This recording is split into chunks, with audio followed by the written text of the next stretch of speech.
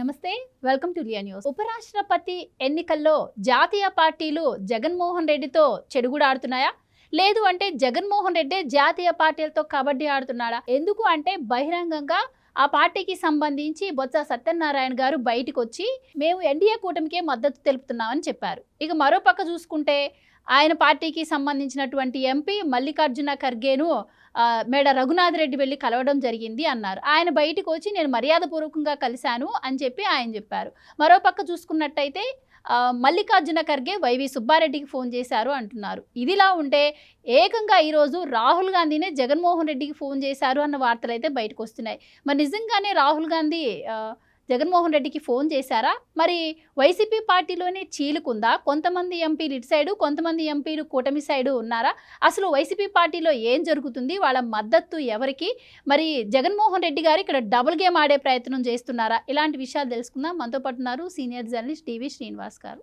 నమస్కారం సార్. నమస్తే సార్, జగన్మోహన్ రెడ్డి గారు గతంలో చూసుకుంటే ఎన్డీఏకే మద్దతు తెలుపుకుంటూ వచ్చారు. కొన్ని బిల్లుల అంశంలో కావచ్చు, ఈవెన్ వక్ఫ్ బిల్లు విషయంలో కూడా ఆయన డబుల్ గేమ్ ఆడారు. సో ఇప్పుడు జరుగుతున్న పరిణామాలను బట్టి చూస్తే అలాంటి డబుల్ గేమే ఉపరాష్ట్రపతి ఎన్నికల్లో కూడా నడుస్తుందా అన్న సందేహం చాలా మందిలో కలుగుతోంది. ఎందుకంటే ఉపరాష్ట్రపతి మద్దతు కోరిన దగ్గర నుంచి పరిణామాలు రోజుకొకటి మారుతూ ఉన్నాయి. సో మరి జగన్మోహన్ రెడ్డి గారికి తెలియకుండా ఆయన పార్టీ ఎంపీలు కొంతమంది అటు కొంతమంది ఇటు ఉన్నారు అంటారా? లేదంటే జగన్మోహన్ రెడ్డి గారికి తెలిసే ఇదంతా జరుగుతుందంటారా? లేకపోతే ఆయన మాట వాళ్ళు వినట్లేదంటారా? అసలు ఉపరాష్ట్రపతి ఎన్నికల్లో వైసీపీ స్టాండ్ ఏంటంటారు? జగన్మోహన్ రెడ్డి ఇప్పుడు అటు ఎన్డీఏ వైపా ఇటు ఇండియా కూటమి వైపా రెంటికి చెడ్డ రేవడ. బొత్స సత్యనారాయణ స్పష్టంగా చెప్పాడు. ఏమని? మేము ఎన్డీఏ అభ్యర్థి రాధాకృష్ణన్కి మద్దతు ఇస్తున్నాం. మరి వాళ్ళ ఎంపీలు వెళ్ళి కాంగ్రెస్ వాళ్ళతో కలుస్తున్నారు. మర్యాదపూర్వకంగా కలిశాను, నా పయనం జగన్మోహన్ రెడ్డితేనే, ఇలాంటి మాటలు కాదు కదా కావాల్సింది. కరెక్ట్గా బొత్స సత్యనారాయణ ప్రకటన చేసిన రోజే మేడా రఘునాథ్ రెడ్డి వెళ్ళి మల్లికార్జున ఖర్గేని కలవటం ఏంటి సంకేతం? జయరాం రమేష్ వైవి సుబ్బారెడ్డికి ఎందుకు ఫోన్ చేశాడు? వైవి సుబ్బారెడ్డి జయరాం రమేష్కి ఏమని చెప్పాడు? లేకపోతే అసలు మీరు అన్నట్టుగా రాహుల్ గాంధీయే జగన్మోహన్ రెడ్డికి ఫోన్ చేశాడు అంటున్నారు. అంటే కొప్పునూరు పంచాయతీయా? లోక్సభ సభ్యులు ఎన్డీఏకి వేస్తారు, రాజ్యసభ సభ్యులు ఇండియా కూటమికి వేస్తారా? వక్ఫ్ బిల్లులో ఏదైతే డ్రామా ఆడాడో అదే డ్రామా మళ్ళా ప్రారంభించాడా? డబల్ స్టాండర్డ్స్కే బలవుతాడు. ఒక సరైన విధానం లేదా, ఒక సిద్ధాంతం లేదా, స్పష్టంగా చంద్రబాబు చెప్పారు. ఏంటి? ఎన్డీఏ భాగస్వామ్య పక్షంగా వాళ్ళు రాధాకృష్ణన్ జనసేన అభ్యర్థి అని వాళ్ళు గర్వంగా చెప్పుకుంటారు. వెళ్ళి కలిశారు. లోకేష్ వెళ్ళి కలిశాడు, అభినందించారు, పూర్తి సహకారం అందిస్తామన్నారు. రేవంత్ రెడ్డి ఒక లాజిక్ తీసుకొచ్చి ఏమంటాడు? తెలుగు మరి జస్టిస్ సుదర్శన్ రెడ్డి తెలుగువాడు, తెలుగు ఎంపీలంతా కూడా మరి మద్దతు ఇవ్వండి అని రేవంత్ రెడ్డి అటు పవన్ కళ్యాణ్ని, ఇటు జగన్మోహన్ రెడ్డిని, చంద్రబాబుని, కేసీఆర్ని అందరినీ అన్నాడు. దానికి కిషన్ రెడ్డి తిప్పికొట్టాడు. ఏమన్నాడు? మరి వెంకయ్య నాయుడు తెలుగువాడు కాదా? ఆ రోజు ఉపరాష్ట్రపతి ఎన్నికలో వెంకయ్య నాయుడుకి మద్దతు ఇచ్చారా? బాలయోగి తెలుగువాడు కాదా? లోక్సభ స్పీకర్గా బాలయోగి మీద మరి పోటీ పెట్టలేదా? ఇలాంటి ప్రశ్నలు. అసలు చంద్రబాబు ఇంకో మాట అన్నారు. ఇప్పుడు తెలుగువాడు అంటున్నారు, ఓడిపోతాడని మీకు తెలిసి పోటీకి తెలుగువాడిని ఎలా పెట్టారు?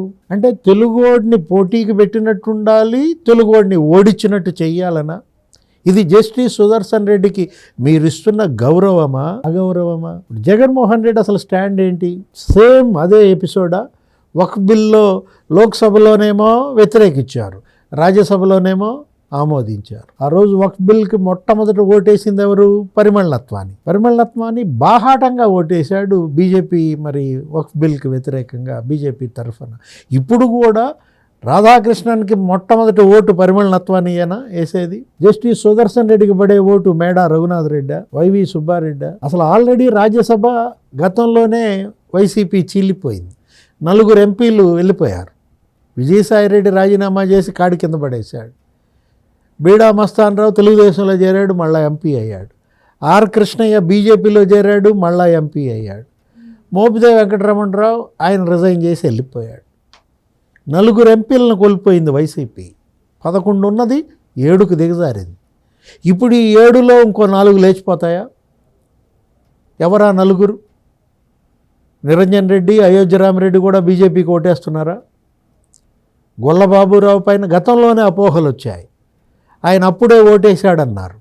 ఆ తర్వాత నేను వేయలేదని ఆయన మరి చెప్పాడు. రేపు గొల్లబాబురావు ఓటు ఎటు పడబోతుంది. ఇప్పుడు ఉపరాష్ట్రపతి ఎన్నిక వైసీపీ చావుకొచ్చిందా? అసలు జగన్మోహన్ రెడ్డి ఆ పార్టీపై పట్టుకోల్పోయాడా? ఇవాళ ఆ పార్టీ అస్తిత్వం కోసం పోరాటం చేస్తున్నట్టుగా ఉంది. ఏది నేనున్నాను అని ఉనికిని చాటుకోవటానికి పడుతున్న పాటలు చూస్తుంటే ఇవాళ పులివెందుల డిపాజిట్లు పోయాయి. పులివెందుల జడ్పీటీసీ, పులివెందుల నియోజకవర్గంలో జగన్మోహన్ రెడ్డికి 60,000 ఓట్ల ఆధిక్యత రావడం ఏంటి? అట్లాంటిది జగన్మోహన్ రెడ్డి పెట్టిన అభ్యర్థికి పులివెందుల్లో జడ్పీటీసీ 600 ఓట్ల. అంటే ఇప్పుడు నాకు 40% ఓట్ బ్యాంక్ ఉందన్నాడు. మొన్న అసెంబ్లీ ఎన్నికల్లో 40% వచ్చాయన్నాడు. ఇప్పుడు 4%. ఆ సున్నా లేచిపోయిందా? డిపాజిట్లు పోయాయంటే 4% ఓట్ బ్యాంక్ అనమాట. సార్ ఇప్పుడు ఎన్డీఏకి వాళ్ళు మద్దతు తెలిపిన తర్వాత కూడా రాహుల్ గాంధీ ఫోన్ చేశారు అంటున్నారు. ఈ వార్తల్లో నిజమెంత ఉంది? అంటే తెలిసి కూడా రాహుల్ గాంధీ ఫోన్ చేశారు అంటే ఇది స్వయాన జగన్మోహన్ రెడ్డి గారు ఆడుతున్న డబుల్ గేమే అనుకోవచ్చా? జగన్మోహన్ రెడ్డి ఆడుతున్నాడా, రాహుల్ గాంధీ ఆడుతున్నాడా? అంటే ఒకటి, రాహుల్ గాంధీ అసలు సౌత్లో అక్కడ చెన్నైలో ఒక మీటింగ్ పెట్టారు. దక్షిణ రాష్ట్రాల మరి నియోజకవర్గాలు తగ్గిపోతున్నాయి, ఏది ఇక్కడ జనాభా పెరుగుదల ఫ్యామిలీ ప్లానింగ్ పాటించారు, జనాభా ప్రాతిపదికన నియోజకవర్గాల సంఖ్య పెరుగుతోంది నియోజకవర్గ పునర్విభజన ప్రకారం అని దక్షిణాది ముఖ్యమంత్రులంతా ఆందోళన ప్రకటిస్తూ చెన్నైలో మీటింగ్ పెడితే రేవంత్ రెడ్డి వెళ్ళాడు. స్టాలిన్ పెట్టిన మీటింగ్కి కేటీఆర్ కూడా వెళ్ళాడు బీఆర్ఎస్ తరఫున. జగన్మోహన్ రెడ్డి వెళ్ళకుండా ఒట్టి ఒక లెటర్ రాశాడు. అంటే మోడీ షా భయంతో ఆ మీటింగ్ ఎగ్గొట్టాడా? ఇప్పుడు మోడీ షా భయంతోనే ఈ డ్రామానా? అటు మద్దతు ఇచ్చినట్టు ఉండాలి, ఇటు సగం ఓట్లు ఇటేస్తాడా? మరి మొన్న జగన్మోహన్ రెడ్డి గారు ఒకసారి ప్రెస్ మీట్ పెట్టినప్పుడు చంద్రబాబు గారు రాహుల్ గాంధీతో హాట్ లైన్ లో టచ్ లో ఉన్నారు అన్నారు. మరి ఇప్పుడు ఎవరు హాట్ లైన్ లో టచ్ లో ఉన్నారు అనుకోవచ్చు? ఈ పైన అది హాట్ లైనా కోల్డ్ లైనా? ఇప్పుడు ఏ లైన్ లో ఇవాళ రాహుల్ గాంధీ జగన్మోహన్ రెడ్డితో మాట్లాడాడు? ఏ లైన్ లో జయరాం రమేష్ వైవి సుబ్బారెడ్డికి మాట్లాడాడు? ఏ లైన్లో మేడా రఘునాథ్ రెడ్డి వెళ్ళి మల్లికార్జున ఖర్గేని కలిశాడు? ఇక్కడ జగన్మోహన్ రెడ్డి ఆ రోజు ప్రెస్ మీట్లో మాట్లాడుతూ ఏమన్నాడు? యాప్ వద్దన్న రాహుల్ గాంధీ ఏపీలో ఓట్ చోరీ గురించి మాట్లాడా అన్నాడు. ఇప్పుడు దాని గురించి మాట్లాడుకున్నారా మీ ఇద్దరు హాట్ లైన్లో? ఇప్పుడు ఏపీలో ఓట్ చోరీ గురించి మాట్లాడతానని హామీ ఇచ్చాడా రాహుల్ గాంధీ? ప్రతి పొద్దు మాట్లాడతాడు. దేని గురించి మాట్లాడాలి? తిరుపతిలో 35,000 ఎపిక్ కార్డ్స్ డౌన్లోడ్ చేయడం గురించి మాట్లాడాలా?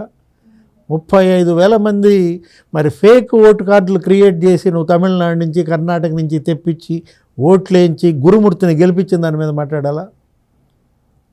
అక్కడెక్కడో మహదేవపుర బెంగళూరు సెంట్రల్లో ఒక ఇంట్లో 70 ఓట్లు అంటే దాని మీద మాట్లాడాడు. ఇక్కడ 70 కాదు, నువ్వు చేర్చింది ఒక ఇంట్లో 700 ఓట్లు. పట్టాపురంలో ఆ ఇంట్లో 700 ఓట్ల గురించి మాట్లాడమంటాడా రాహుల్ గాంధీని? లేకపోతే ఇంకో ఇంట్లో శ్యామల్ నగర్లో 156 ఓట్ల గురించి మాట్లాడాలా? యాపొద్దన్న మాణిక్యం ఠాగూర్ చంద్రబాబు అవినీతి గురించి మాట్లాడా అన్నాడు. ఇప్పుడు మాట్లాడతాడు మాణిక్యం ఠాగూర్ ప్రతి పొద్దు చంద్రబాబు అవినీతి పైన మాట్లాడతాడు.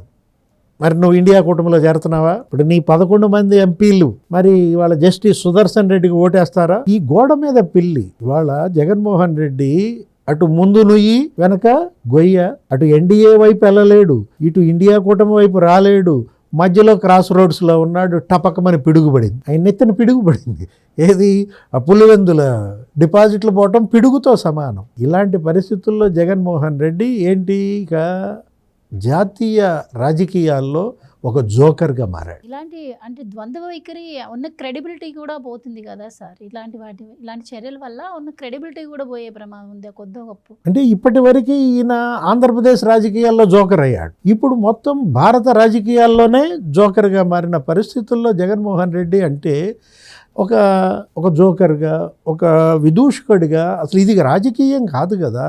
ఈ విధంగా నువ్వు రాజకీయం చేస్తే ఈ పార్టీ ఇంకా అసలు ఇది పార్టీయా? అంటే ఒక చచ్చిన పార్టీ మరి బతికే అవకాశం కూడా నువ్వు నీ పార్టీకి ఇవ్వకుండా, నిజంగా నీకు గనక ఒక సిద్ధాంతం, ఒక విధానం ఉంటే అటు తెలుగుదేశం, జనసేన ఎన్డీఏలో ఉన్నాయి, నువ్వేం చేయాలా?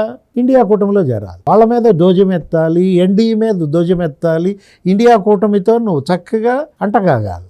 అది వదిలేసి అటు పోలేడు, ఇటు రాలేడు, ఈలోపు జైలు అంటున్నారు. Thank you so much. నమస్తే. Please subscribe to Leo News for more videos.